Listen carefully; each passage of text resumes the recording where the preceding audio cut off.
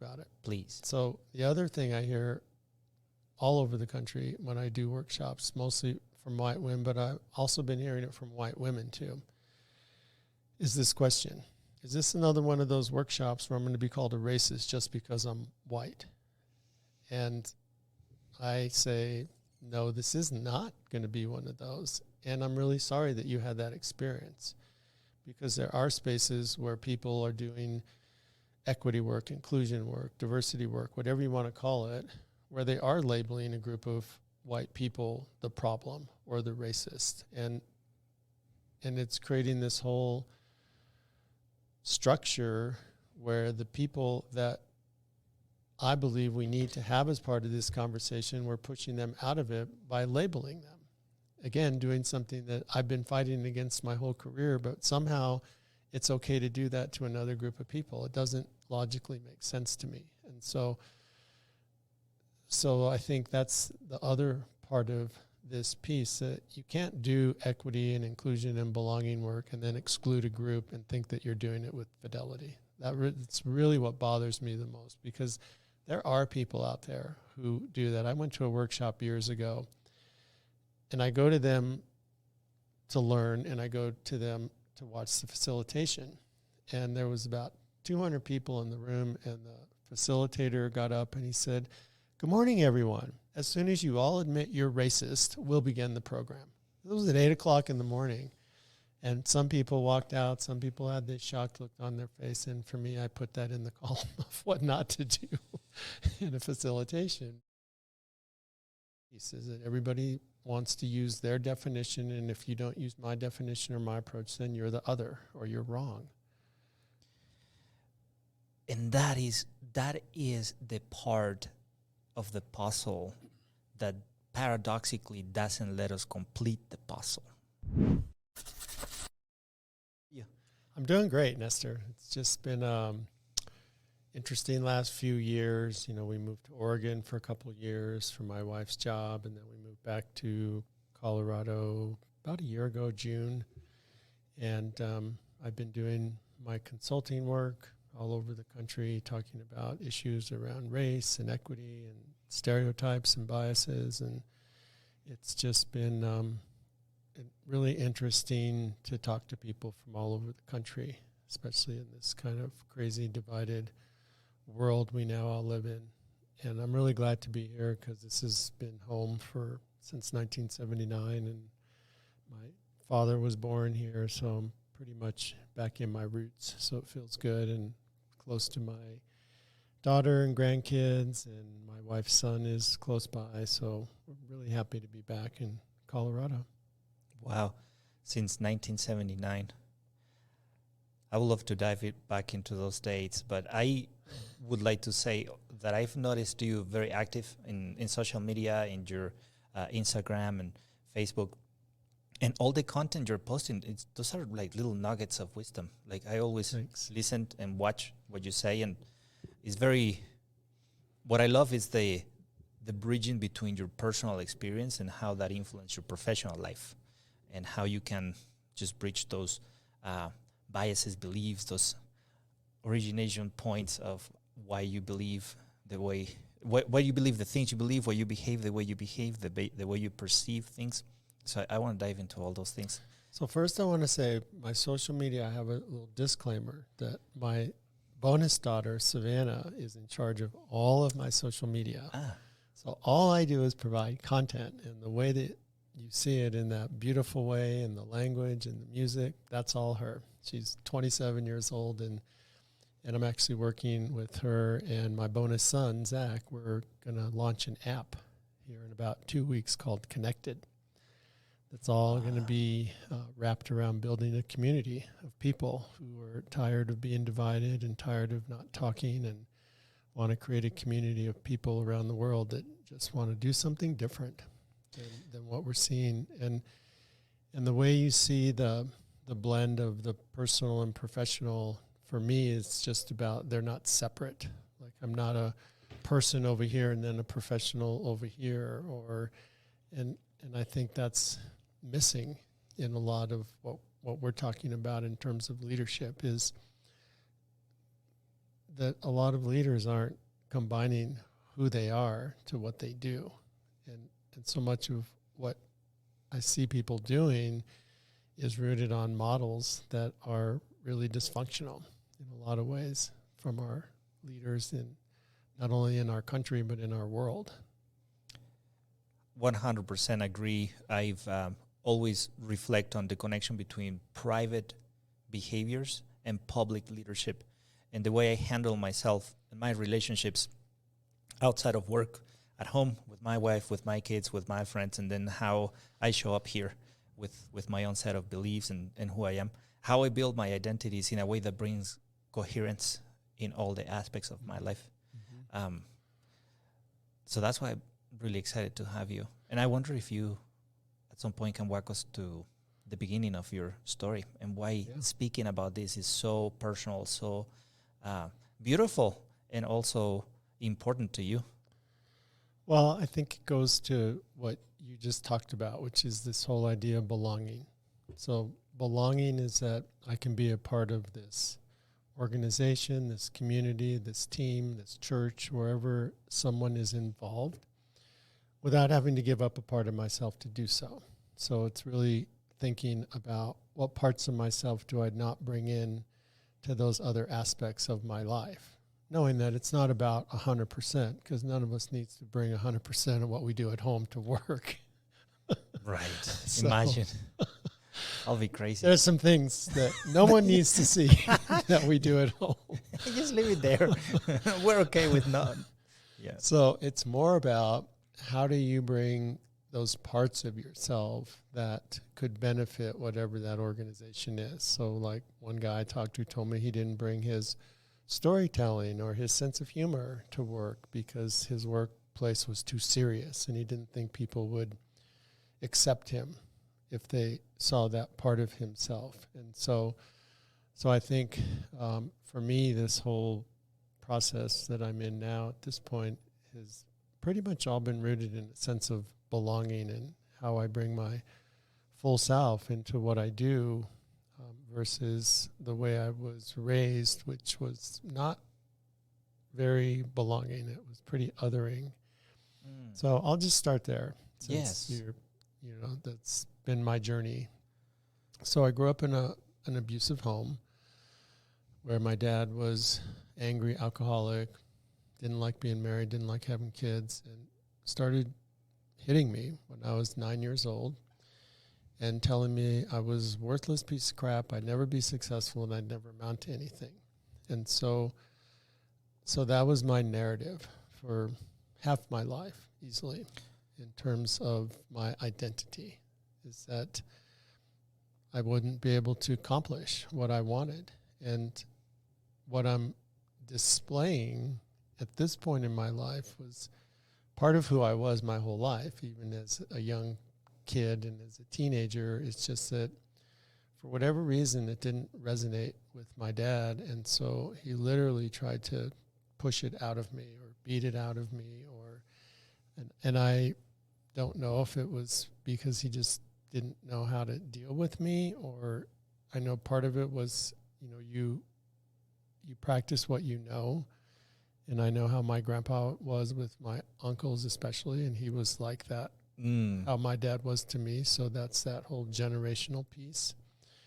And it was kind of like, as I got older, I started to realize that it was a dream crusher, right? So I had all these ideas or things about myself which are my dreams or our dreams, and people either can support those or crush them.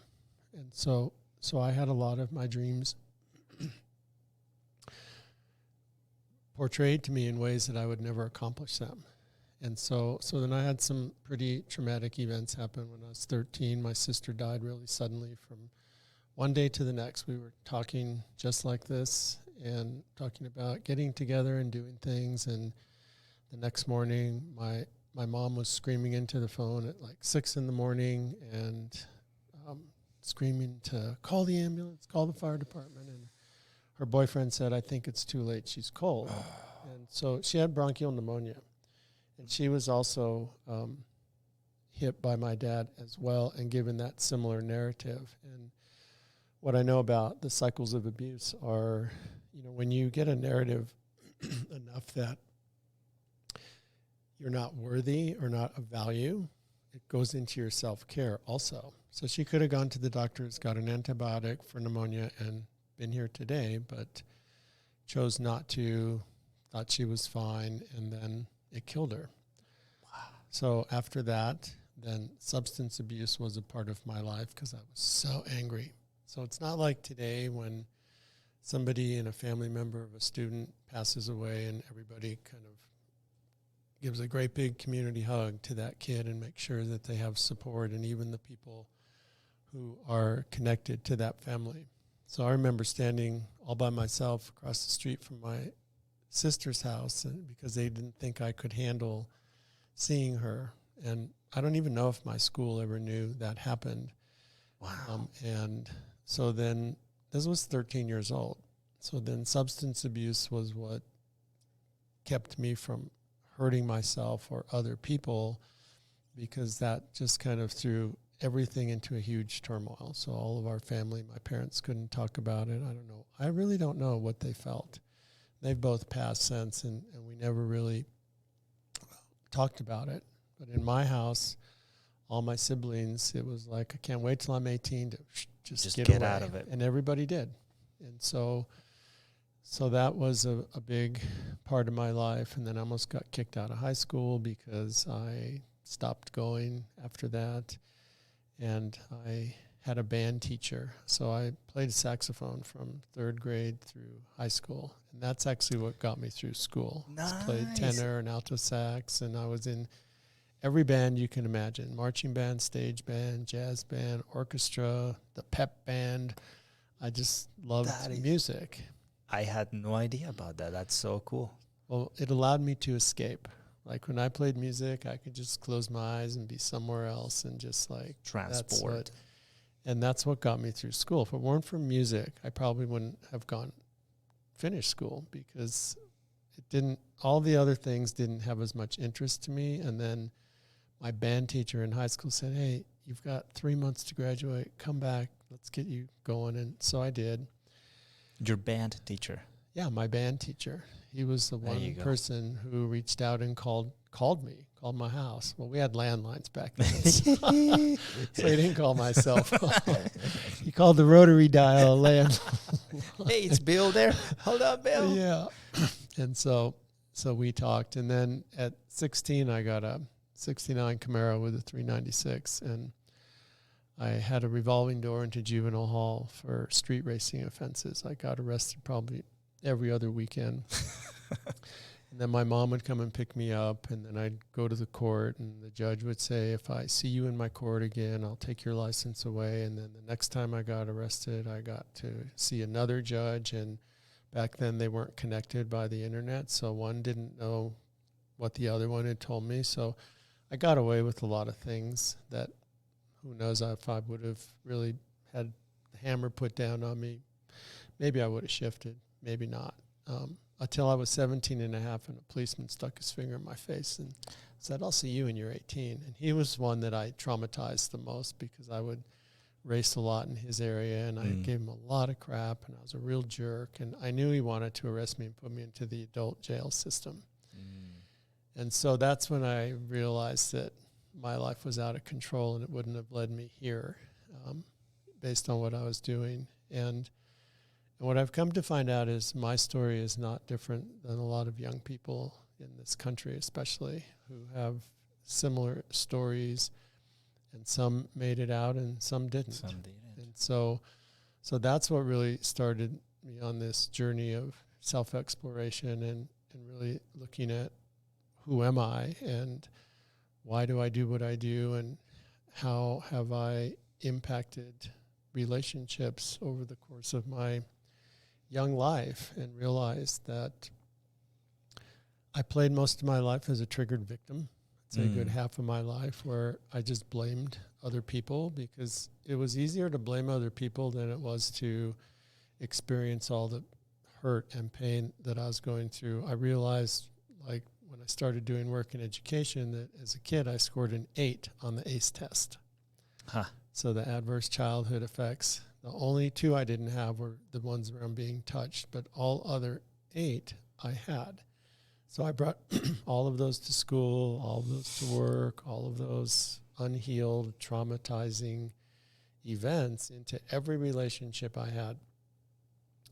And so that was probably the hardest part, because, self-awareness is one piece that just says that I know or I'm aware. And then critical self-reflection is the strategy to then say, okay, now you have to look at how have those things that affected other people. And I know that I hurt a lot of people. And when I realized that, some people that were still around, I apologized to. Other people who were still around didn't care about my apology. And for those of you who knew me between 13 and 30, all I can say is I'm sorry. Because I know that based on my behavior and where I was at, I'm sure if you interacted with me then I did some harm to you in one way or another. Yeah, it's so important to acknowledge those pieces and try to move on and forgive. It is making me wonder, how long were you with your dad? How his presence, his abuse or his whatever he did in your life, how long was he with you? Well, when I was 13, I told him, if you ever touch me again, I will kill you.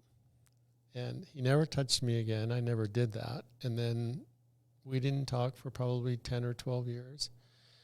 And then mid-20s, we reconnected again. And then never really talked about what happened. He had a new family. And, of course, in my head, he treated his new kids in his new family better than he did me. And then I came to find out that they actually got similar treatment, not as harsh as what I experienced, and yet still things that impacted them also. And then, he passed away probably 15 years ago. 15. So, did you at some point come to terms with the fact that it is important to forgive him? Did you? Because I want to share with you a little bit about my relationship with my dad as well, and I wonder if you at some point were like, you know what, you're a human being on this earth. You did your damage on me and maybe others, and that was your lesson, and we'll move on. So, absent forgiveness to whoever that person is, there's no ability to move beyond it. So the answer is yes. And I say it that way because for people who are listening to this, you may have somebody that still has a hold on you that for whatever reason you're not forgiving them. And the longer I didn't forgive him, the more hold that whole relationship had upon me, because it was still controlling all of my interactions.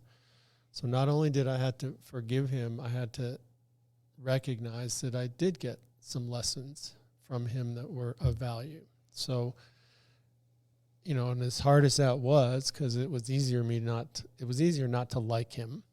It was easier to be angry and hateful and spiteful. It was a lot harder because to forgive, I had to let go of my anger. I had to let go of my spitefulness. I had to just, like you said, recognize that he's a person. He taught me with the skill base that he had, and you can't do more than what you know. Yeah. So yeah, and that was a whole process, because like I said, it's hard to forgive somebody that you can never really have a true conversation about the impact that they had on you, either because they're not ready or it's such a blind spot for them that they won't hear you. And so that was a big part of my own personal work. I haven't been able to forgive my dad, and I am carrying that with me very heavy. I'm not sure if I shared this with you, but my mom got married at 16, and she had me as a teen mom when she was 17. Wow. And then by the time she was 22, I think she was already divorced. So my time with my dad was until I was probably 7 years, and then after that. But I witnessed him hitting my mom really hard. My mom had to go to the doctor, get surgery on her breast and her face. Wow. He hit me with a dry water hose that when it touches your skin, it's just like, gets like this really red bloody marks in your body. And I remember him doing those things to me and to my mom, and him just like, I don't know, maybe having some pleasure while doing it. It was sick. And I remember him like that. He abandoned us, and I saw him with a lot of fear until my 20s. And then I felt strong enough that I felt like I could just go back and give it back to him. Never did. I have seen him a few times, but I just have so much hate and fear, and I haven't been able to heal. And every time I talk to people about my relationship with him, they say, you need to forgive, you need to move on. And maybe one day I'll go back to Venezuela, and hopefully before he dies, I come to terms. But it hurts. Like even right now talking, I evoke those emotions, and it doesn't feel good. And that relationship with him shaped a lot of who I am as a leader today. Kindness is one of my main values, and I tell people I don't bullies or rude people that comes to talk down to me, and it just triggers a very rational response, like I don't do well. And I also just try to be a better dad, I guess, a better person. But that traumatic experience from my childhood, I haven't been able to heal. And I think probably I need to do some work exploring what other relationships have I damaged as a consequence of not healing my relationship with him too. Well, you have two things. One is healing the relationship with him. I don't think I ever could have healed the relationship with my dad. So I realized that the only person I could heal was myself, because when you have hate in your heart for whatever reason, regardless of how valid it is, it's like, your heart looks like this, right? So let's say you have a little piece of hate. That little piece of hate is embedded in a part of your heart. So every time you flow around it with love, it hits that piece of hate, and it dilutes whatever you have within you to the size of whatever that hate is. And so you're never really able to step into your full loving self, whether it's with me or one of your students, or you have a son, or your son, because it's that male relationship that is challenging for you. And every time you get triggered, becoming triggered is an indicator of more work to do.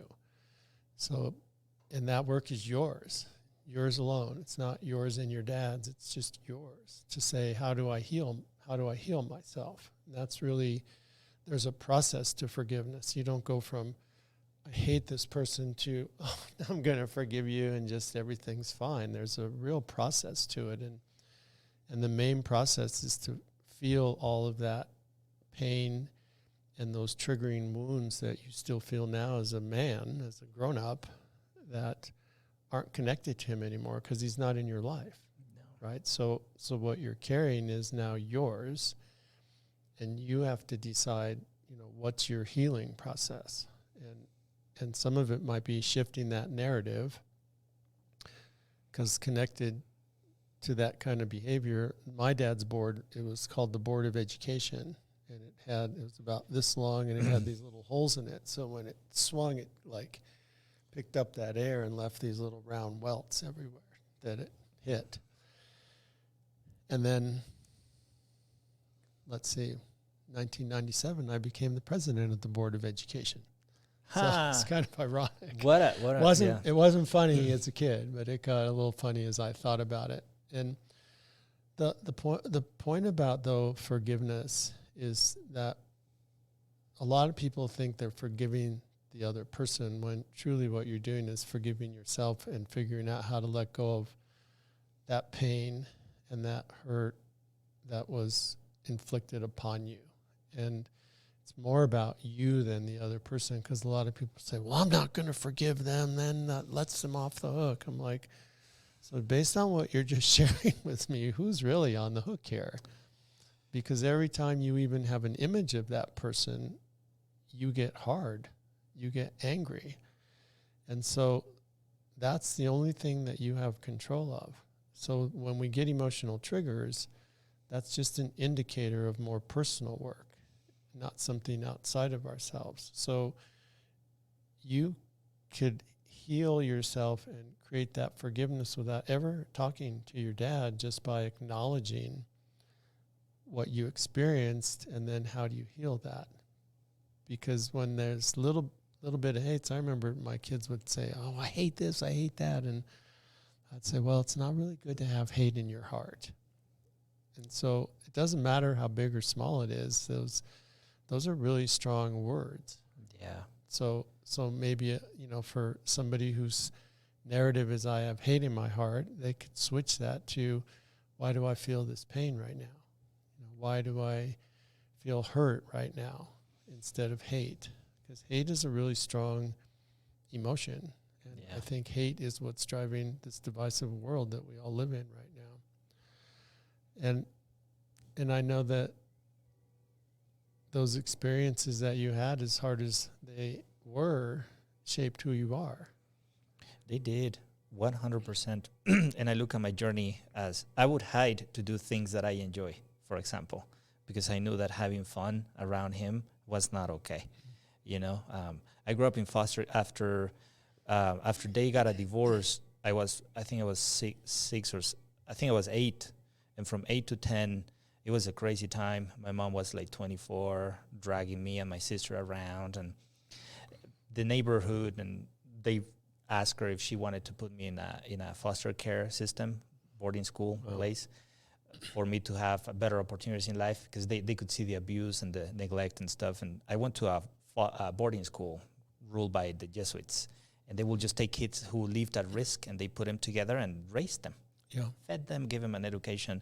And I remember being there, and I would just hide, like if I was going to eat something good, or if I was going to do just everything that was connected to joy or fun, I had to do it hiding. And it took me a while. I went to college, and I started to just engage on that journey of part of my introvert nature. In some cases, is going back to those times where I still feel that I'm not allowed to experience joy, or I'm not allowed that, or it's not okay to have a beautiful moment of fulfillment. I'm like, oh shit, something bad is about to happen because I'm feeling too good. So that's still a narrative that you have today? A little bit. I am more aware, so the more aware I am, I try to tune it off. But every time I'm having a good time, or every time that I feel life is just happening beautifully in harmony with my wife, my kids, I'm like, oh shit, something. Or keep it to yourself. Don't tell anyone that you're having a good time. Just, So part of the process of forgiveness and change is it starts up here, right? So everything starts in your brain. So if that narrative is, it's kind of like, I don't deserve to be happy, or I don't deserve joy. You said it. So what could you change that narrative to? Well, something like, I am going to embrace all the joy and happiness that's in my life. So every time that limiting narrative comes in, then you change it to this more growth narrative. And over time, it shifts your behaviors, and then over time, then it becomes something that is just a part of who you are. And a lot of times we try to change our behavior without changing our narrative, and our brain will always overrule our behavior.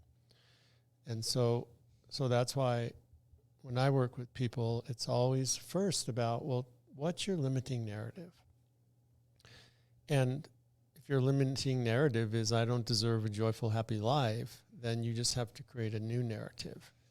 Whether you believe it or not doesn't matter. It's just something that it starts up here, and as you start to shift your mindset over time, you'll get into these joyful, happy times, and either it'll be a really distant thought, or that new growth narrative about, I'm going to sit in all the joy and happiness that's in my life, starts to take over.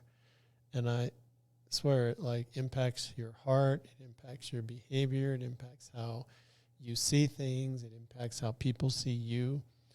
And that's the real first step to changing behaviors, or to creating something new is like it all starts up here. So my limiting narrative about I'd never be successful, I had to change that to I can accomplish anything I want. And I didn't believe it at first. And even when I was successful, especially in my 20s, I'd have like this little thing, devil, whatever, sitting on my shoulder saying, oh, you're just worthless. You'll never be successful. And I did it anyway. And over a period of time, for me, it was over a period of years, that voice lessened and lessened and lessened. And then today, like it's not even existent anymore. It has no power. It's just not there because I know I can accomplish anything that I want.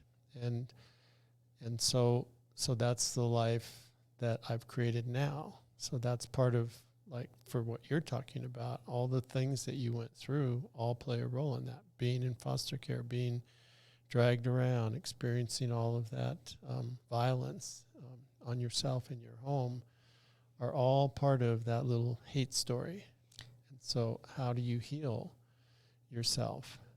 And 100%. And I think that's really the key. Yeah, which is why I love your work so much. And going back to your story, I met you, I think 10 years ago. Yeah. Or even more. 2000, probably 10 or 11 when I started working in the district, just as a facilitator, and then full-time in 2011, 2012. Around that time, and your work with the communities, I personally remember you working with Grand Ranch and then at Kennedy High School, and every time you would present to our teams that idea of self-work and looking back at your story and trying to change a little bit of that narrative, that has always been a great foundation for what you share, for what you do. And you connected beautifully, better than anybody I know, with leadership. The work on yourself, tracing your story back to those elements that might be good or bad, or however you want to define them, create a great narrative that then forged you as a leader. And I wanted to ask you two things. If you want to share any other elements of your story as it relates to what you believe a great leader is, or what those attributes are. Well, I'll tell you a quick story that I think it was when I was 17 or 18 years old. I don't know what was actually happening because I was kind of out of it at that time anyway, for a whole bunch of reasons. But there was a group of us talking, and we were just, I forget what we were even working through, but later that evening, this woman came over to me, and she said, just like this, "You can say shit and not make it stink." Oh my God, that is so true. And the way I relate it to what I do is I've said things to people in rooms where the expression of the people who are around me or that other person, they're like, oh my gosh, did he just say that? Because they know the person more than I do. And I think why that's important is that, especially today, for leaders to be really effective, they need to figure out how to say things in a way that doesn't dehumanize and denigrate other people. Because that's the model of leadership that we've been experiencing, not only in this country, but all over the world, of leaders who demonize, leaders who dehumanize, and leaders who use their words in ways that create so much divisiveness with other people. And the reason why it's so important for me to understand my story is that it makes me more effective. Because if I can't tell my story to those that I'm leading, then how will I get them to tell their story? And I think the challenge of education is we always tell educators to get to know the stories of your staff, and we tell our staff, get to know the stories of your students. And we never give anybody any time to do that. We don't say, today we're not going to talk about Common Core and standards and curriculum. We're going to allow you to build relationships. And I think the other part about leadership is that there isn't a leader out there today that has all the answers for where we are. It's not that leader who's going to say, is if you all just do this, we'll work our way through it. That person does not exist. And it goes back to Ron Heifetz's work. He talks a lot about adaptive leadership and approaching things from either an adaptive or a technical perspective. So a technical perspective is that we have the answers for it. So as hard as it was for all of us to shift into this Zoom world with COVID, we had everything we needed to do it. We had computers, we had laptops, we had connectors, we had IT people, we had all these video platforms. So a technical problem is something we have the answer for. An adaptive problem is what we're facing today in this whole world is issues around race, issues around power, issues around education and the economic system and the political structure. It's adaptive because nobody has the answer for it, not one person. So for leaders to be successful today, they have to be adaptive. And by being adaptive, it means that I'm going to say, I'm sorry. It's going to mean that I'm going to say, I don't have the answer. It means that I'm going to tell my own stories and be vulnerable. And it also means that I'm going to push everything out to the people that I'm leading. In other words, posing the question to the people in the room. So when I'm facilitating and people ask me a question, typically the first thing I'll do is, well, what do you all think? Tell me what you think, because there's a ton of wisdom in every room that I'm in. And I want to tap into that because I tell people right away, I'm not here to tell you I'm the expert on this and I know everything about it. And I'm just going to anoint you with this information and you'll all be saved, because that's a crock. It's not true. Right. I am able to say what I'm here to do is support your increasing self-awareness and support you in creating a culture where you all can start to speak up and really talk about what the answer is and be creative. And I think what happens when we get systematized, and this happened to me working in DPS, and I can tell you why if you want to know, is that I lost my creativity. Completely lost my creativity. And some of it was because I would be asked, like every year, what would be a strategic plan for equity? And every year I would present the same thing, and it would go to my boss, and then I think it went to the leadership team. But 3 or 4 months would go by, and I would never hear anything. And then the next year I'd be asked the same question. So then I would just take my old document out, put a new year on it, and submit the same thing. And after that happened for 5 years in a row, I just said, forget it. You all keep asking me this, but you don't really care. And I never hear back from anybody. And after, right before I left, I remember that I was just kind of in this mode of just being what I like, again, I call it systematized, where I just got so into the systemic structure that I didn't really think out of the box. And because I knew my ideas weren't accepted at the higher levels of leadership, I just decided, you know what, I'm just going to do work with the schools and the people that really want me in their buildings, and I'll just do it that way. And that's where I got my satisfaction. And I think that that's part of the challenge of education, that, you know, when leaders step out of line, sometimes they get their hands slapped, and it's like stepping out of line could just be that I don't agree with the top person. That is so tricky, because precisely when you step out of line, or when you're willing and able to maybe disagree or swim against the current, that's when the best ideas come. And the ability for a system, the ability to be open and welcoming of those diverse, different ideas is precisely what enriches the system. Sometimes we become so rigid in what we want to accomplish that there is no room, not even room for disagreement. Yep. And that's one of the things I want to touch with you sometime as we engage in this podcast. At some point, disagreement became a bad thing.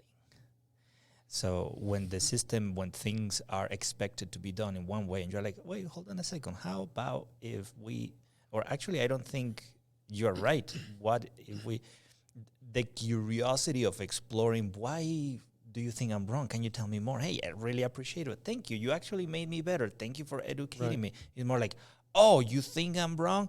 well, I don't want to talk to you about anything anymore. Right. And I think those elements of leadership might become very toxic and actually dysfunctional as well. Well, look around what's happening in all levels of leadership, whether it's education, the justice system, politics. It's already here. It's already dysfunctional.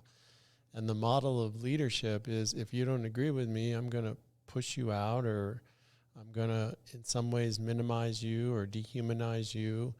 And that's how people in organizations lose their creativity. And they end up just staying because, I got to get another 5 years for my retirement, or I have to pay my mortgage, or, this provides my health care. And there's lots of people in jobs doing that. And there's a lot of people who have left jobs because today, if you're a really adept leader, you're paying attention to culture. Because all things being equal, the organization that's really truly working on a belonging and inclusive culture is the place where people want to be. And so that belonging piece again is that I have a sense of value, that I feel like what I'm bringing to the organization people actually care about and are going to use. And then inclusion is looking at the policies and the practices and the protocols that either lead to a sense of belonging or a sense of othering. And so culture really matters. And that's where an adaptive leader, like I've reimagined myself so many times in my life, and I just keep adapting to what's happening out here versus trying to force everybody to adapt to me, which is what a lot of leaders are doing today, saying you have to adapt to what I want or to my style or to my outcomes. And it's not to say that there's really divergent belief or value structures. It's that there's multiple ways to get there. And why would you stifle my way because it's not your way? That's what I experienced growing up with a parent who said, no, the way that you're living life isn't how you should be living it. You should live it like I'm telling you. And I'm just saying, nobody wants to do that. People are free and independent and have their own thoughts and brains, and you can see what's happening all over the world, even in these really restrictive countries where they're saying we're kind of had enough. Like we don't want to be held down anymore. That lack of openness for nuance, for exploring things in a different way, that becomes tyrannical. That's the beginning of tyranny, when you remove nuance, when it's what I say, when there is no other way to do it, or if there is another way to do it, it's not my priority. I don't care. I don't want to listen to it. That tyrannical element of leading people is so toxic. And when we just want to put in 5 more years before we retire, we'll just do it. We'll just complain. You want me to do the plan? I'll send it to you. Spreadsheet, color-coded. Okay. By when? Monday? 3? Right. There you go. And that closes every other possibility to explore. And that takes me to the idea of equity as well, because when in these times where race and all those oppressive systems are so obvious, sometimes we tend to look at equity from our own perspective only and forget the other voices that are not at the table. So me as a Latino, I tend to think of equity from my Latino lens in all my families. And then if somebody is Black, African American, they see equity precisely from theirs. And then the other voices that don't exist, we tend to push them aside. And I'm always trying to invoke that wisdom that challenges me to look beyond my own experience, to be inclusive and welcoming of everybody else. What is your take on equity? I only laugh because it's a conversation I have everywhere I've been across this country, regardless of the group I'm working with, because number one, the word equity has become so politicized that it's cliche. It's I don't really use it absent this phrase where I talk about now equitable outcomes for opportunity, access, and inclusion. Because all across the country, when people hear the word equity, they think of 2 things: race or loss. They think of that all we're talking about is racial equity, and especially in some of the rural white communities that I work in, they say, well, we don't have any diversity from a race perspective, or we have like 2 families, so why do we need to do the work?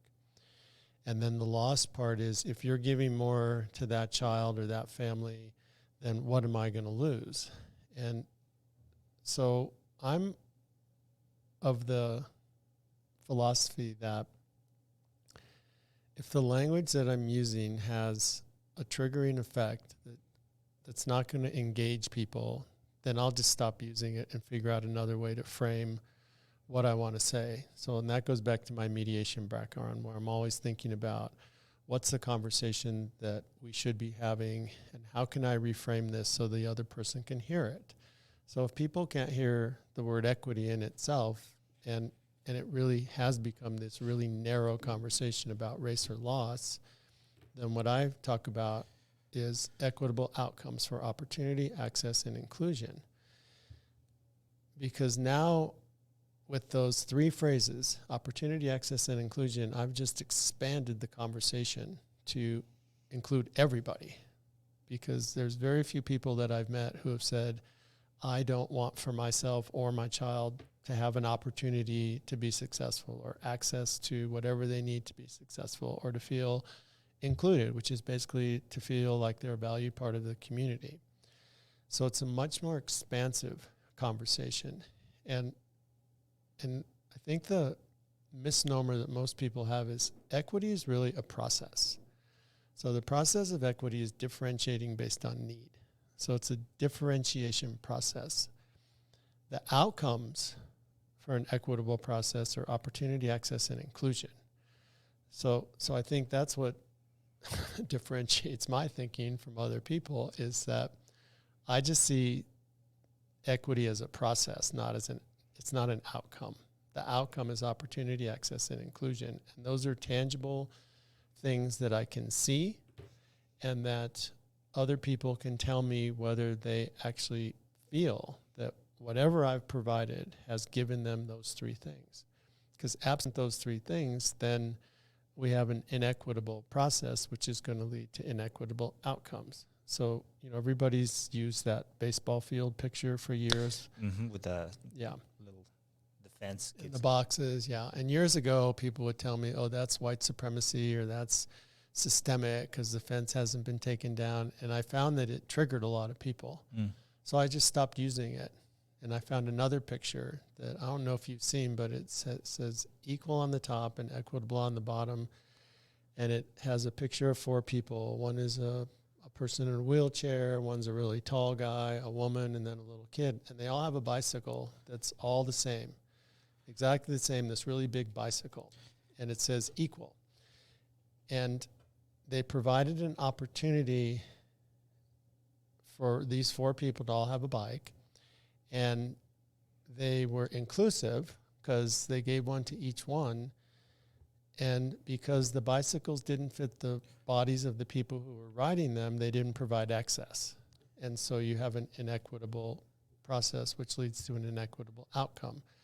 So then in the picture below, it says equity. And now what's happened is the person who's in the wheelchair has a bicycle with the handles on it where they could ride the bike. The really tall guy has a bicycle for a grown man, and the woman has a bicycle that fits her, and the little child has a bicycle that fits them. And now what you see is now we've differentiated for their body types, and now we have not only have opportunity and inclusion, we now have access. So that's what a equitable outcome looks like, because we provided opportunity, access, and inclusion. And equity in itself is just amorphous, and it's got so many descriptions of it now and so many definitions, and the majority of them have been so politicized that when I talk about opportunity, access, and inclusion, it doesn't matter what people's ideology is. Mm-hmm. I can have a real conversation with them, which is what we need to do, versus telling them, oh, you're just wrong because you don't believe like I believe, that this is really what it is, and if you don't believe it, then something's wrong with you. Well, we've just alienated the same people that we want to keep in the conversation, and that doesn't intuitively or logically make sense to me, that something that I've been fighting against my most of my professional career, which is to stop being excluded based on ideology. Now, for some reason, I'm doing it to somebody else and saying it's okay. Just because I think I'm right and you're Yeah. wrong. Yes. Oh my God. Thank you so much for I mean, giving that insight. I'll give you another way to think about it. Please. So the other thing I hear all over the country when I do workshops, mostly from white women, but I've also been hearing it from white women too, is this question. Is this another one of those workshops where I'm going to be called a racist just because I'm white? And I say, no, this is not going to be one of those. And I'm really sorry that you had that experience, because there are spaces where people are doing equity work, inclusion work, diversity work, whatever you want to call it, where they are labeling a group of white people the problem or the racist. And it's creating this whole structure where the people that I believe we need to have as part of this conversation, we're pushing them out of it by labeling them. Again, doing something that I've been fighting against my whole career, but somehow it's okay to do that to another group of people. It doesn't logically make sense to me. And so I think that's the other part of this piece, that you can't do equity and inclusion and belonging work and then exclude a group and think that you're doing it with fidelity. It's really what bothers me the most, because there are people out there who do that. I went to a workshop years ago, and I go to them to learn, and I go to them to watch the facilitation. And there was about 200 people in the room, and the facilitator got up and he said, "Good morning, everyone. As soon as you all admit you're racist, we'll begin the program." It was at 8 o'clock in the morning. And some people walked out. Some people had this shocked look on their face. And for me, I put that in the column of what not to do in a facilitation, because that was the perspective that this person brought. And I think, sadly, there are facilitators of this work who are doing that today. And it's just not right to do that and to treat people that way and then call it equity work. Oh, man, thank you so much for bringing that up, because that is something I want to elaborate with you a little bit more deeper if it's possible. Because one of the things I noticed when I talk about equity is that the more marginalized our group has historically been, the more empowered I feel to talk about equity, because I am speaking in behalf of the history of my people, whether I am African American or Latino or Native American. And when I speak on behalf of my people, I feel that is bestowed upon me the right to lecture others. Mm-hmm. And the mistake or the challenge I see in many occasions is that it's very convenient for someone to say, well, you shut up because you don't have my experiences. Right. Therefore, I'm going to tell you what equity should be. And the person that you ask to shut up, or the person that you tell, well, you need to sit and listen because you are not an immigrant. You don't know what it is like to learn a second language, or you're not black. You don't know what it is like to walk in a black skin into the room. And I have to admit that sometimes in the past I have made that mistake as well. And it's coming to the recognition that, no, actually, you don't know what it is like to have my lived experiences, but I want you to be at the table too, so we all can build together something different. Because if I'm going to uninvite you and take you out of the conversation, not only that, but also call you a racist because your lived experiences aren't mine, I am becoming the thing I always hated. Yeah. In a way, I understand also that there is power to speaking from your story and speaking on behalf of your people and being the voice of those voiceless, being visible when your past has been invisible. But finding that harmony, I find it so difficult. And in DPS, sometimes when we speak about equity in DPS, sometimes we have the risk of only using our experience and speaking on behalf of our tribe and be like, equity means this for my people, and this is what it should mean for everybody else. And then the white people or the people in privilege or whatever it is that I use to other you, to put you on the other side of the fence, it's like, well, vow to me before I am willing to engage with you in this conversation because you have been the oppressor. man, I even get fired up thinking about it, because I am both the one who want to bring everybody at the table, but I'm also the Latino second language learner immigrant that is seeing my kids being marginalized as well. So, well, that's a lot. So let me see where I can start with that. that is a lot. It is a lot. I mean, everybody's story is valid, first of all, and everybody has a story. And what I learned a while back is that my story speaks for me, not to the people who are reflective of me, because I can't speak to somebody else's story. And so I think that's one piece, is that everybody has a story. And I love Brene Brown's definition of empathy, because what she talks about is that empathy is about understanding the emotion that someone's bringing without having to know the whole story. So I don't have to know in detail the historical context of your story. What I need to be able to do is to feel the emotion, because everybody on this planet has a story of when they were treated from a perspective of being othered based on how somebody else identified them. And everybody on the planet has a story of when they've done that to somebody else. So who's really any better or worse in terms of how we treat each other? And so for me, it's more about how do I create an environment where people can tell their stories and be emotional and feel that emotion, whether it's anger or fear or sadness or excitement. It doesn't matter how it comes out. It just matters that we create a space where it can come out and you can feel it. Because when I tell my story, I don't need people to understand my story. I want them to feel the emotion behind it. I want them to know what it really feels like to be denigrated or to be told that you're less than. Because once people have an emotional feeling, then they're more apt to drop in to being more empathetic, compassionate, and then sharing their own stories. And so this whole idea around the right way or the way to look at equity, that's not really the conversation, because equity is a process, and the process of equity is differentiating based on need. And that based on need is the critical part, because to differentiate based on need, I have to have a relationship with you.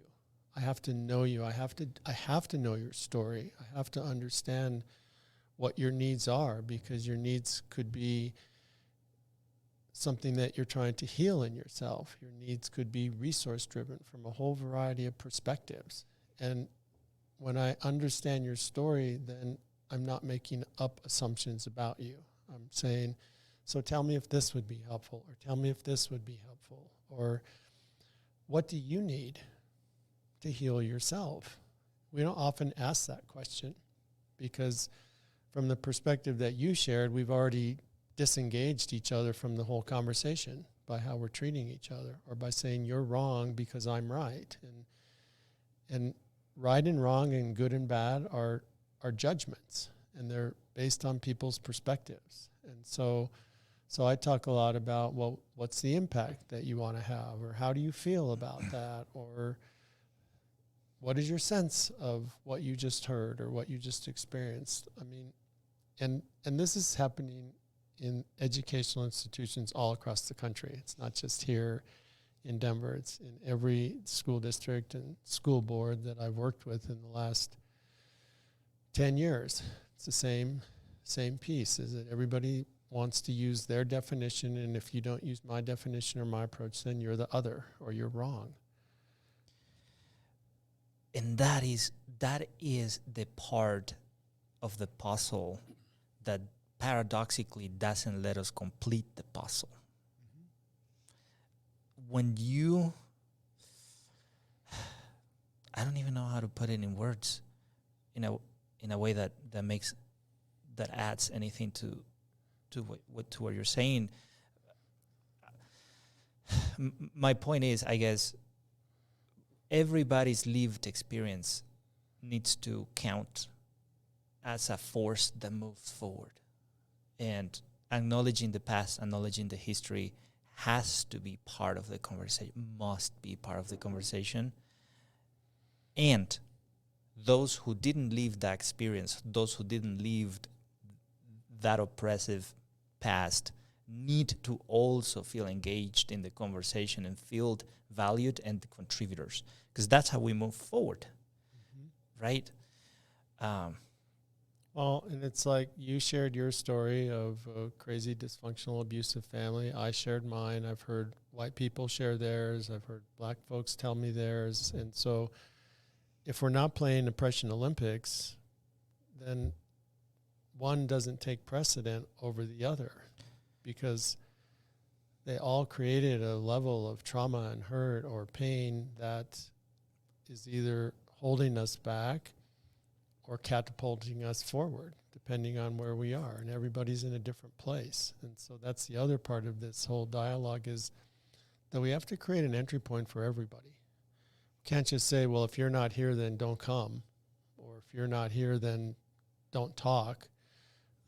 Because we're not talking to each other now because everybody's so afraid to say the wrong thing. Somebody even last week, I was talking to somebody Monday or Tuesday last week, and they said, yeah, it's really interesting because even people that I'm in community with, so people that I know, we're not having these conversations with each other because we're all so afraid to say the wrong thing and to get canceled or to get shut down or to told we're wrong or we're stupid or we don't know what we're talking about. And the person who says that doesn't even realize, because for some it's a blind spot and for others it's just how they've been patterned to behave, don't realize that you just cut out somebody who's part of your community.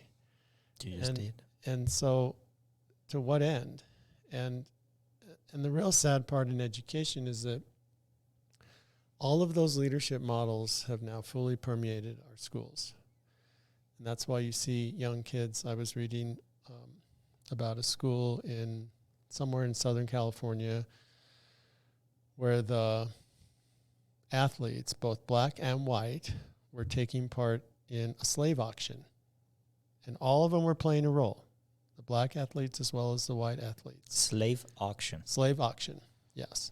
I think it was called River Valley High School. And the spokesperson who talked about it from the district says, well, it just shows you how much work we have to do with our kids and how they don't understand intent and impact. And so I just taped a podcast the other day talking about that, to say our kids are a direct reflection of our society and our community. Yeah. So if you want to see what's happening with all the adults, look at how our children are acting out. Yeah. So what we're seeing in our children is actually a reflection of us. Yeah. And for most grown-ups, they don't want to accept that because, well, I'm not a racist. Well, you may not be, and yet you could still do really ignorant, hurtful behavior and not be a racist and still have it affect people racially. And the other piece that this person said is it shows that they don't understand the idea between intent and impact. And I'm like, of course they don't. They don't get taught that in school. We don't talk about those things in school around, well, what does intent actually mean? Well, it's aspirational. It's something that starts in your brain and that you think about that hasn't really happened yet. And then impact is factual. It's like, now that you've taken this action, what actually happened?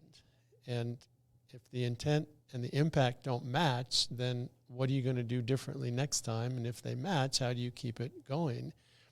And all of that is connected to social emotional intelligence, which also is now a politicized bad phrase that has gotten to the point where we don't talk about that. And so it's just this crazy cycle. It is really crazy, man. I really appreciate you bringing it up because I am Venezuelan, and I bring that fact up because I survived a tyrannical government, the government of Hugo Chavez, and now with Nicolás Maduro, they're socialist. And the way that you imposed an ideology is by becoming tyrannical. You have to think the way I do. I will say publicly that I'm okay with you disagreeing with me, but it gets so radical that it gets to a point where I publicly say, I'm okay with Bill disagreeing with me, but a week later, where is Bill? He's not even dead. He's not even dead. He is nowhere to be found. And that happens over and over. And history continuously repeats itself. And when we lack the ability to be like, what a great point. I think I disagree with you, but let me think about this a little bit more. Or I actually feel comfortable telling you that I disagree with you and I still love you. Or how about we explore together a different alternative? You know, like when things get politicized, I become so suspicious. I'm always suspicious of any political ideology that makes me believe I'm a good person. Political ideologies never end. Well, political ideologies are designed to benefit the political group who's using them. Yes. And so especially today, it's not an ideology that's rooted in empathy and compassion and belonging or inclusion. It's rooted in, how do I get my way? And how do I pit people against each other? When I was on the school board in Boulder, I would come down to Denver during the legislative session. And I'll never forget this conversation that two white legislators had. I don't know if they knew I was there or if they cared I was there. It was like 98 or 99.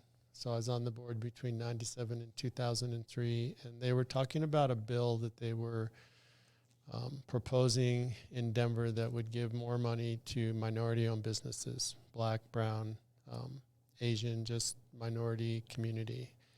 And they basically said, let's just throw them a little piece of the pie and they can fight over it. And as long as they're fighting with each other, then they'll never come together to work together to make us do any change. And then today I'm reading about the Black-brown divide in Los Angeles and their city council and how that has created this huge chasm that they've been trying to heal. And then I think about here in Denver, where I've talked to people over the last 10, 12 years about the Black-brown divide here and wonder, how do we heal that? How do we figure out that there is a thing called the politics of division where it actually pays for us to fight with each other. It does. And so, but yet it's not furthering either one of our causes because we're being politicized ideologically to believe that the problem is that other group when it's the system. I mean, when you think of education, one of your questions that you sent me was, what's the one thing you wish you would change? Well, there's not one thing because that's what we've been doing is we've been tweaking the edges. So if you think about education, it was created in the 1800s by white men to educate white men taught by white men from a mostly homogeneous group. And that's just a fact. So that's real. And they had the similar socioeconomic background, academic background. And the point of understanding that is the educational system was never designed to be diverse. It was always designed to be equal because you had similar people who were being educated, taught by people who looked like them. And everybody else who didn't identify as that demographic was looked at as less than. Every person of color, if you were gay, if you were a woman, didn't matter what color you were looked at as less than. And so now in 2022, we have this really diverse group of students, educators, families, and we're trying to basically put this round peg of equity and diversity into this square hole of a homogeneous system, and it's a complete misfit. And that's why we keep missing the mark. It's not because people are ill-willed or don't want to change it. It's because it's a systemic structure. When I got on the school board, to answer your question, I wanted to implode the whole thing because I knew then that it didn't serve any of our kids from the whole spectrum of however you want to identify, from highly gifted and talented to our most needy, because the system wasn't designed to be diverse. And so my big dream is to get about 100 educators and parents in a room together and say, let's design an educational system for 2022. And I bet you half the things that we do, we wouldn't have in that because they're archaic and they don't work. And I'll even say, even from being a former school board member, that I think that hierarchical structure of governance is a narrative that needs to change. 100%. I mean, we were 7 people in Boulder County making decisions for 29,000 families from the, this was back in the day, right? So the hippies in Netherlands, all the way down to the more conservative communities of Broomfield. Really diverse communities, and 7 of us were making decisions for 29,000 families.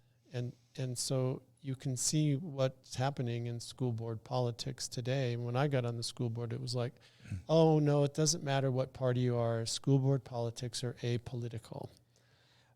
And so all of those are remnants of that 1800 structure. The hierarchy was created for that. People use boards roles and Board of Education roles as a springboard for political for political campaign in the future. They are board members and then they become senators or trying to be mayors, like trying to use that as a transitional and transactional opportunity to accomplish something political. Yeah. That's dangerous, man. It's not about kids. That's dangerous. I can tell you all the bills I listened to when I was on the school board, and if a Democrat brought it forward, the Republicans would vote against it. If a Republican brought it forward, the Democrats would vote against it. A portion of those bills, nobody even talked about what's the impact on kids, what's the impact on teachers, and it's no different today. Yeah. And, I never looked at the school board as a springboard, because once I spent 6 years in that political system, it didn't fit me. It's very linear, right? So you start over here with an idea and it creates a bill and it goes through all these processes, and it's very linear. And my brain is more like circular, where I'm thinking about who's missing or what's the conversation we need to be having and what's the impact if we do this today, what's the impact tomorrow. And so for me, it was like I couldn't do it anymore, because you had to like give up stuff. It was literally, I'll vote for yours if you vote for mine. And so it's this like back and forth about people doing things that I really don't know how much they actually believe in what they're doing, other than that they can get it passed if they do something for somebody else. It's like rooted in this favoritism. 100%. I obviously wasn't there in the early 90s to make a comparison between the Board of Education then and now. What I do know is that the more I talk to leaders, especially school principals and leaders like you, everybody's way, way more aware or significantly aware of how politics at those levels of the umbrella, at the top, actually get on the way of what schools really need. Consequently, classrooms look the same since the 1980s, structurally, operationally. And the initiatives that come to place to enhance learning or the education is the adoption of new curriculums, and typically the same similar solutions that get us or problems just carry forward. Right. Do you know Robert Beam? He's one of our principals in the Southwest. Okay. I shout out to you, Rob. We recorded an episode last week, and the answer to his question about what is one thing in our system that you would like to change is like everything. Just throw everything out of the table and let's build from zero. Right. Because there are so many pieces that get us to the level of dysfunction we have. Well, all of our schools have been designed from an assessment-driven model. So test scores, not relationships.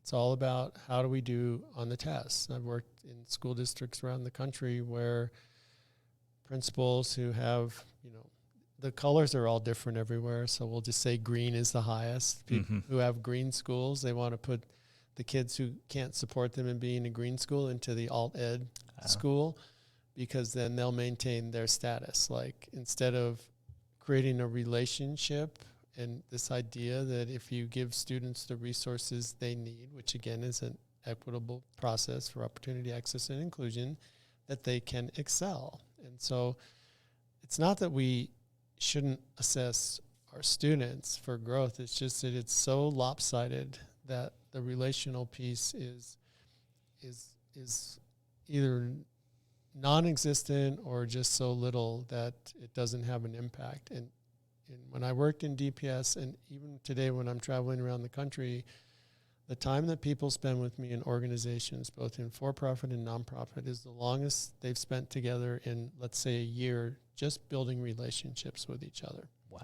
I remember I had 2 teachers here in Denver, and we did this activity. They were 5th grade classmates. They'd worked together for over 5 years, and they knew everything about each other. I said, okay, so we're going to do this activity. It's called Personal Histories Exercise. So for 20 minutes, I want you to talk about where you grew up, what it was like growing up there, and what were some of your early values and beliefs. They came back 20 minutes later, and they were both in shock, because what they learned is that when they were kids, they lived 3 blocks from each other. Wow. They went to the same summer camp. They still had some of the same high school friends, and they'd known each other for 5 years and yet knew nothing about each other. So they knew what each other did. They just didn't know who each other was. In other words, they never had a chance to tell their stories.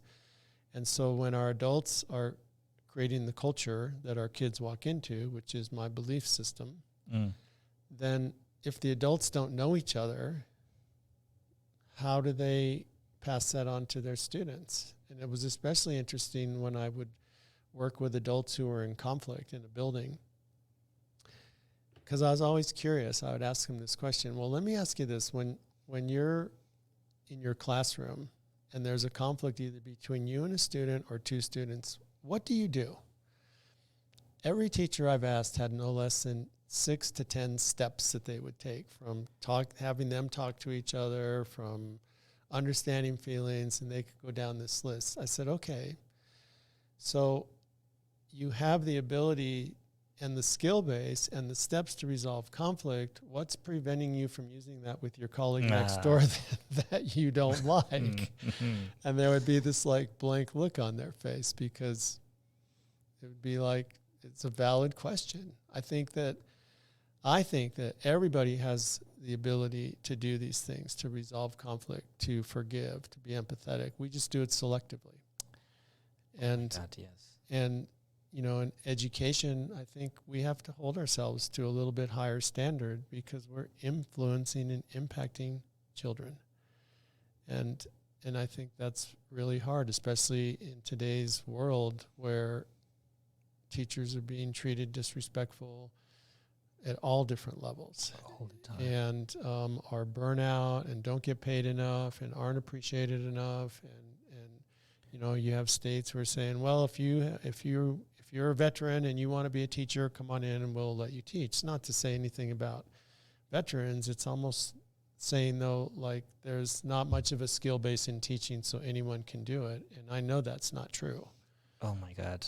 And so so systemically we just need to recreate a whole new system based on where we are today, because most of our practices are old. Way old. And that takes me back to the idea of standardized assessment as the main mechanism to measure student success and school success.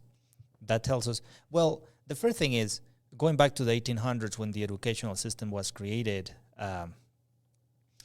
if you have similar families, similar kids, you put them in school to learn academic content, then it makes sense to give them a test, because everybody's going to school to learn math and read and write, and everybody has a similar homogeneous family life. Like the social emotional aspects are similarly relatively homogeneous, and so you go to school to learn. And even nowadays, if you're upper middle class and you have a home life that is relatively stable, it makes sense for you to take a test to make sure that you're good at school. But that is not the case. That's not what is happening. We have an incredibly diversity of needs, especially social emotional needs, developmental needs in our kids and in our communities that condition the way they learn. And we're only measuring the outcome of their learning process without measuring the other elements of their social emotional development, their social emotional growth. And a clear example of it is our kids go through the entire public education systems and rarely ever write about themselves. When do you see kids writing an essay about self-exploration or finding elements in their past, in their early childhood, or in their early years that make a connection to the kind of athlete they are or the kind of friend they are. We don't see any elements that are measured by the state with the same weight that CIMA scores are. We talk about it, of course. We're asked to have a social emotional curriculum, and our teachers continuously are asked more and more and more. Right. And of course, we're lacking the tools. Well, in my experience, when I was in Denver, is that teachers would say, I really love this work, but my observations aren't about the relationships I have with my kids. They're about how I deliver the curriculum. They're about how I manage discipline in my classroom, who I call on. And so even the idea that relationships matter is overruled with this, we have to have our test scores at a certain level. And I mean, let's be real, when COVID hit, the whole world was traumatized. Everybody's normalcy was disrupted across the planet. And when you add that to all of the things that happen, and then we bring kids back into school, we bring educators back into school and just say, okay, let's just pick up where we left off, without processing any of that trauma, without processing any of the emotional upheaval that had occurred in that time frame, and then looking at all the other issues that are going on in economics, in race, in politics. It's like we have a lot of really traumatized people who are doing their best to work with our young people without the support around relationships. And I think that we've got to at least have 50-50 balance between relational leadership and whatever assessments are decided that we need to look at to measure student growth in these content areas, because that's important also. It's not like you shouldn't do that. It's just how do we do it in a way that it's not to the lack of relationships. Yes, exactly. But at the same time, coming out of the pandemic, the Colorado Department of Education immediately sent us the adoption, the requirement, the non-negotiable requirement of adopting a new curriculum coming out of a pandemic. Mm-hmm. So the message systemically is, well, learning is important. We have lost a lot of learning. Let's get to it. Right. You know? And all the other elements around our children's development are there, are acknowledged, but the resources are not allocated for those things. I'm talking about, we still have the same amount of specialized service providers. We still have the same amount of social workers and psychologists in our buildings, even though we know that the social emotional needs have quadrupled, at least, as a consequence of going through the pandemic. So, well, and you're talking about students. I'm talking about all the adults that you have in all of our buildings that aren't getting the support that they need. And that's really sad, because where do they go? Who do they have to be able to say, I had a really challenging day and I need to process this with somebody? And I think that's the real crime in all of this, is that our adults, who we expect to get all the kids back on track, aren't getting the kind of support that they need to be able to even have these conversations. I mean, and that's really challenging.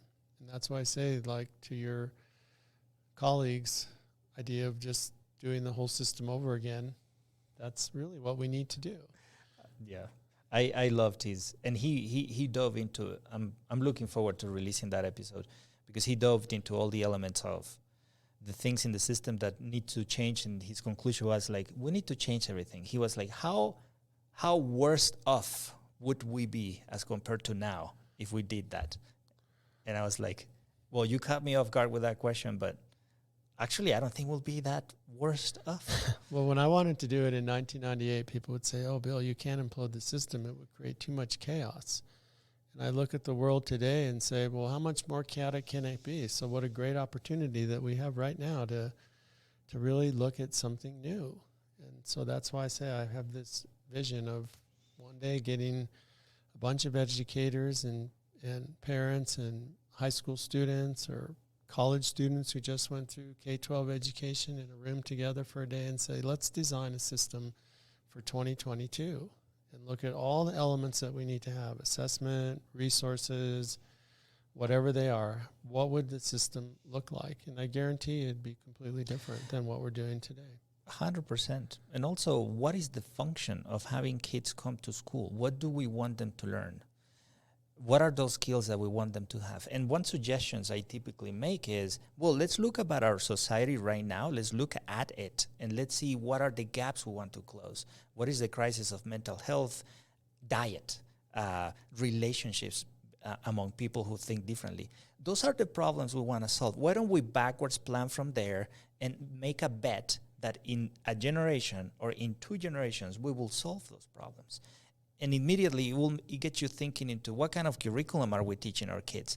Do they need to learn about frogs and the tundra and the Antarctic when they're 9 years old? Or should they learn more about self-regulation, relationship with peers, and how to, measure the caloric value of a granola bar? I don't know, I'm making it up. What I'm saying is, what is the function of what we're putting in front of our kids for them to learn? What proficiency do we want out of our kids in order to have a better society? Because we're getting readers and writers, engineers, or carpenters, but still we have people hating each other. We still have people having reservations of what they think because I don't want to offend you, or I'm afraid that I might. So what do we want to solve? Well, it's a great question about what is education for. What does education need to accomplish in 2022? Because it's so interesting to hear about this whole idea of indoctrination.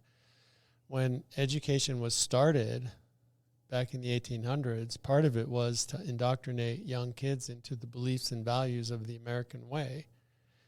And that was part of the outcome of education. It was not only teaching content, it was to make sure that people had the right beliefs and values to be a good American. And that's an interesting conversation in 2022 about what does that mean, and this whole idea of the American dream, like what is that today, and who's it relevant to? So you could see how we could go in all these different avenues, just because all of these conversations are connected, and in some ways we deal with them like they're in a vacuum, and you can't. It's not an isolationist conversation. It's a very much connected conversation because you have to talk about all of these things in the totality of the impact that they're currently having. Which makes me very curious, and I wonder if you can if you can share a little bit more about your app, the Connected app. Oh, yeah. Because I think as we think about the future and we see that need for understanding and connecting with each other, I think your app might be one of the greatest instruments for us to begin to connect. Yeah, one of the things that I believe as a society that we should maybe focus on in order to heal and maybe move forward is the idea of being curious and open to understanding other people's perspectives. Mm-hmm. When we feel so certain about ourselves and just ready to fight because you said something that is not in my framework of belief, right? I think that's going to get us in more trouble, man. Yeah, it could even be like, you like to work out, I like to work out. I might say, oh, Nestor, the way to get more stamina is to do this because I do that. And you might say, oh, no, the way to get more stamina is to do this. And we could have an argument over who's right or wrong versus saying, oh, interesting perspective. Maybe I'll try that, see how it works, because maybe it's just not for me, but it works for you, right? So 100%. And when you are going back to the Latino piece, and when you're an immigrant, I come from a different world. I have my set of beliefs, the way I see the world, the way I relate to people. It's like completely, literally a different world. And coming here, trying to fit everything I am into an ideology in order to be peer with somebody or with somebody else, it just doesn't feel authentic to who I am. So the idea of you working on an app that connect people, it makes me very curious. Well, first off, I wrote a book because that was what everybody was doing back then, reading books, which they still are, except not so much on paperback. And finding the origination point, understanding our biases to create a more peaceful world is based on working with thousands of people over the years and realizing that all of the things that we see in terms of identity, our stereotypes, our biases, our judgments, are all rooted in our past experiences. And the origination point is basically where they occurred, which for most of us is between birth and high school. And then as we grow into adults, we have what's called confirmation bias, where we see people from those groups and go, there's another one, there's another one, there's another one. And then we live in this age where we are socialized every day to stereotypes about each other that if we don't question them, some people would believe they're true. And nobody's left out of that group. Like, everybody has some negative, demeaning stereotype towards them, regardless of their race, age, gender, religion. So it's been really challenging to get people to connect in a world that's completely disconnected and completely divisive. And so, everything's on an app today, right? Everywhere you go, it's just here's my QR code. Yep. And here's an app. So I thought, all right, so what kind of an app can we create? So I told you about my bonus kids. They're 27 and 24. So they're in that age group that they're really great. So Savannah shout out to you guys, by the way, because those Instagram videos are legit. That's Savannah. She's doing all that Instagram stuff. And then her brother Zach does all my website design, all the back end stuff, because that's what his expertise is in. Nice. So all I have to do is provide the content.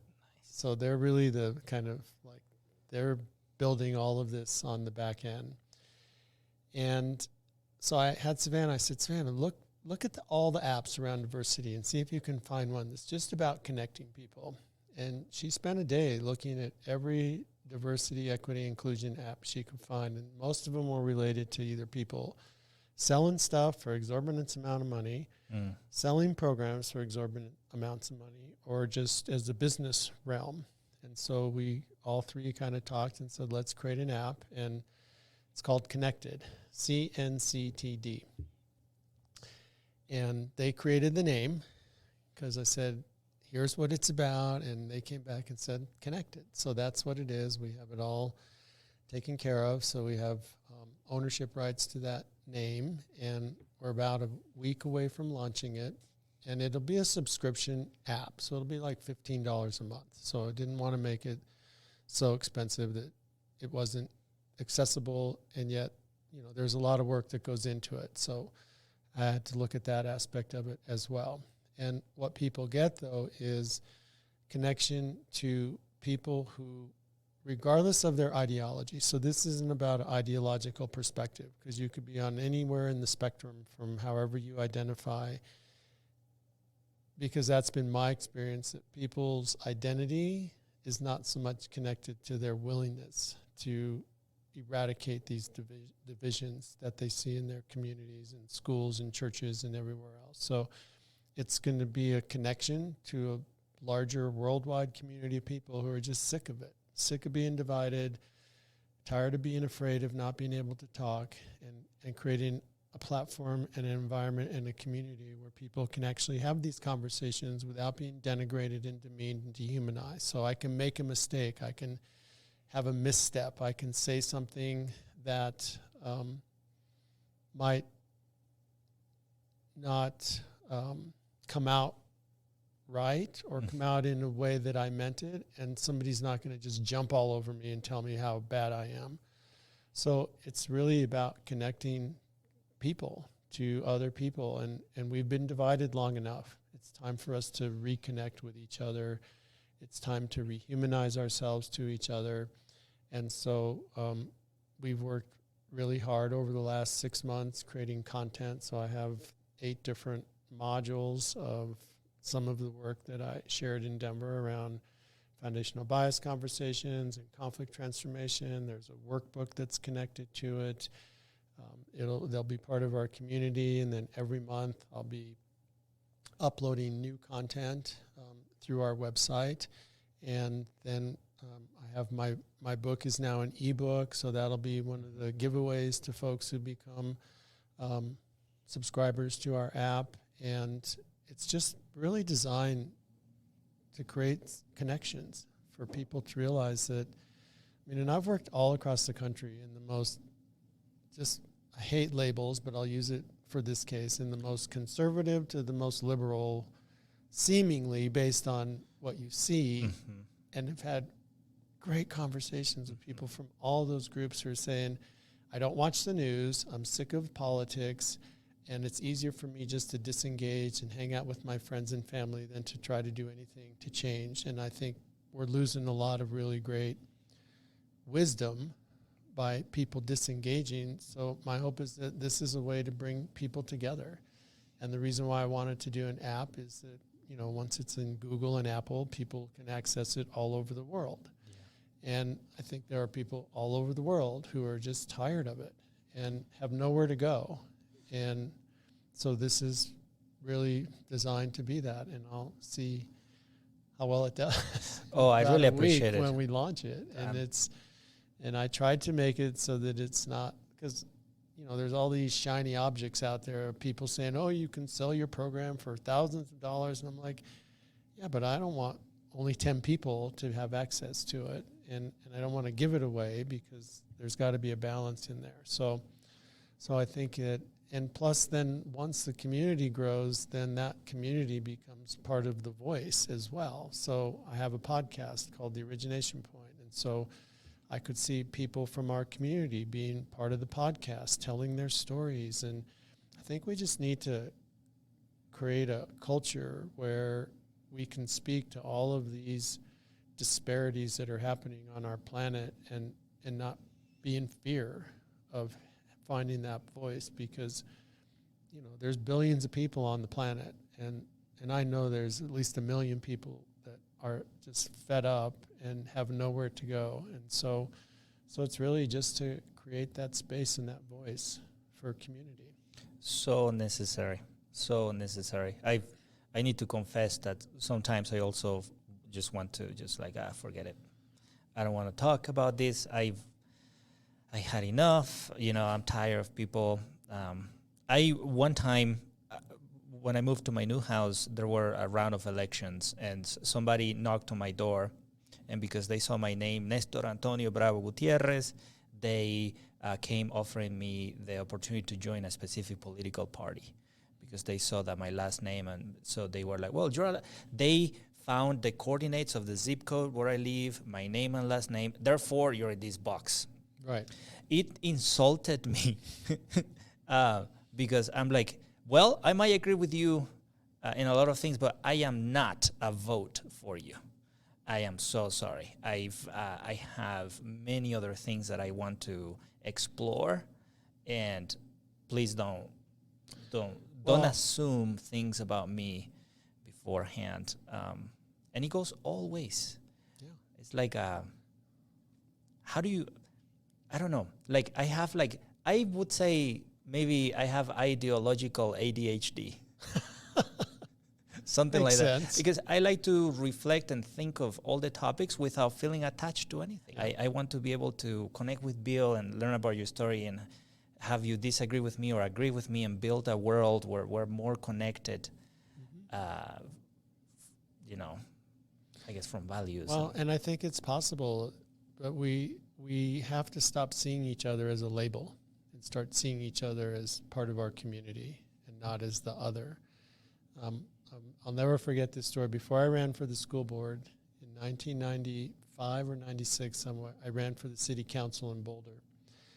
And they were doing a slow growth initiative. And I was the only person of color, and I thought it was discriminatory because I said, you know, when you limit housing, you increase the price of housing, so all those people who come in and serve us in Boulder will never be able to afford to live here. And I'm not just talking about like tradespeople and people who clean houses. I'm talking about teachers and police officers and fire people and all of those folks who provide services. And when we were done, this older gentleman, he kind of does this to me, and he takes me back into this hallway off the room, and he just started like this. He said, I want you to know I'm a conservative Republican, and I never thought about this issue from the way that you explained it, and it made a lot of sense. And he gave me $100 for my campaign. So it made me realize way back then that regardless of your ideology, if you're open, people will listen to logic and have the ability to shift their thinking. And I've never forgotten that. And so that's why I can be in all of these spaces. And people ask me, gosh, how do you do this day after day after day? I said, well, the alternative is that I just give up and I lose hope. And I'm sorry, I'm not going to do that. I have 2 little grandkids and I have family and friends. And so if we all give up, then we give in to those people who want to just overpower us. And I just won't do that. I lived a life like that as a kid. So here's the connection. The origination point is I lived that whole life. And I will never, ever do that again. And, the day I stop using my voice, it'll mean that I've transitioned on to my spiritual being and I'm not here. It won't be that somebody shut me up or that I decided I'm going to disengage. And I would just encourage everybody to think about every single person has an influence. Everybody influences somebody.